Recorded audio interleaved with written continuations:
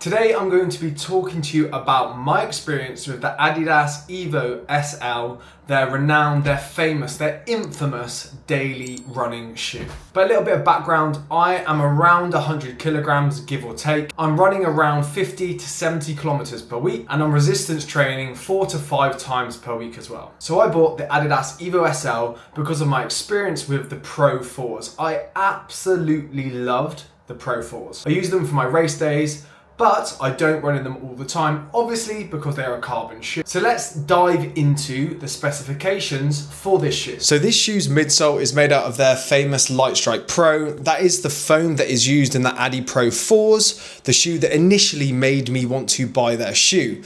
It is bouncy, it's pretty responsive, and I did actually really like running in this shoe. It felt fast, it felt like I wanted to push on in pretty much every run.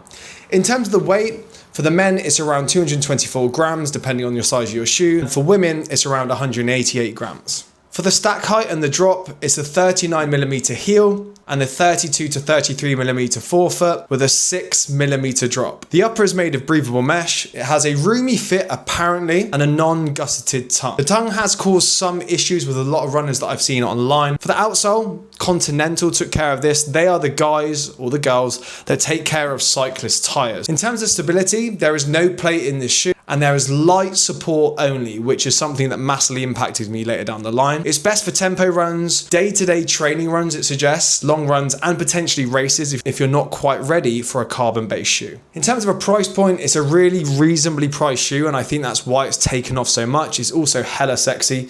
It's priced around £130 at the time of making this video. First, I'm going to talk about what I like about this shoe. So as I alluded to in the specifications, it is somewhat a fast shoe. I found myself enjoying running in this shoe up to a point. I enjoyed the way they looked, the way they felt, and they also made me run pretty fast. I don't know what it is about the Lightstrike Pro foam, but I did get good response from it. It's springy, it propels you forward, and it's just a naturally fast feeling shoe. Of course, you can't look past how it looks visually. Even though it looks like I've ran it in the desert with these, this is just from running around Valencia. It was very dry when we were there, but they are a beautiful shoe. They're probably my favorite looking shoe, and I really do feel like Adidas have nailed 2025. Do I think that's a reason to buy a shoe? Absolutely not, but it definitely plays into why you might buy something. In terms of the miles I was able to accumulate in this shoe, I was able to do around 100 to 150 kilometers in this shoe before I got injured, which leads me into my dislikes. In terms of dislikes of this shoe, I can only relate one of the injuries that I've got quite recently with this shoe. I don't know if it is the shoe itself or it's me personally. I'm probably leaning towards it being a deficiency that I have that this shoe highlighted. I developed some hip issues in both of my hips, hip flexors and adductors when using this shoe. Prior to using the shoe, I had none of those injuries. I didn't have any pain, didn't have any wear and tear in my hips or further down my leg for that matter. And one thing that I did feel when using this shoe was that I was not fully stable during all of my runs. For me, it's quite a narrow shoe and I have quite wide feet. And I feel like in terms of the footprint, it is actually not that wide at all, meaning that through my arch, I was feeling a little bit of instability every time I took a step. I'm gonna overlay some footage here of me in the Evo SLs and also in the shoes that I've bought to replace the Evo SLs for my daily runs. The sizing is also a bit of an issue with Adidas where I had to go a full size up. I learned my lesson from Adi Pro 4s where I went 0.5 up or half a size up and I lost all my toenails. Next is the wear and tear. So for a 100 kilogram runner, I would expect to see some wear and tear after around 100 kilometers, but as you can see here, there is a fair amount of wear and tear in between the Continental grip. And of course, it's not gonna necessarily impact your shoe and how it performs, but it does, again, probably change the duration in which I could actually use this shoe as a heavier guy.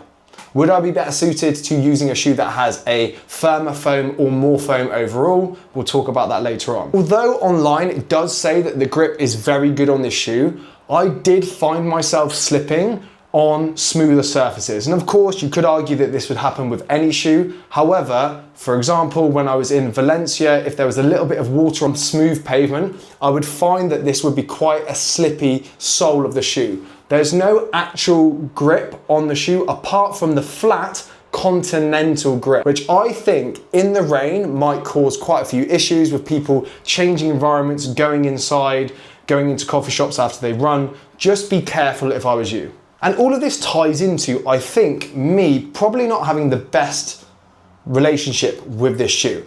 I absolutely love this shoe, which is the issue that I have. I want to run in it, I love the way it looks, I love Adidas, I love what they've done, but I just think for me, the way I run, how heavy I am, it's not the correct shoe for me on a day-to-day basis where I'm gonna be trying to accumulate a lot of miles. For example, I was running around 40 kilometers per week in this shoe, and then I ran into issues with my hips and other parts of my lower body. I've now changed over back to Asics and Brooks, and I am now up to around 65 kilometers this week. Touch wood, I'm pain-free.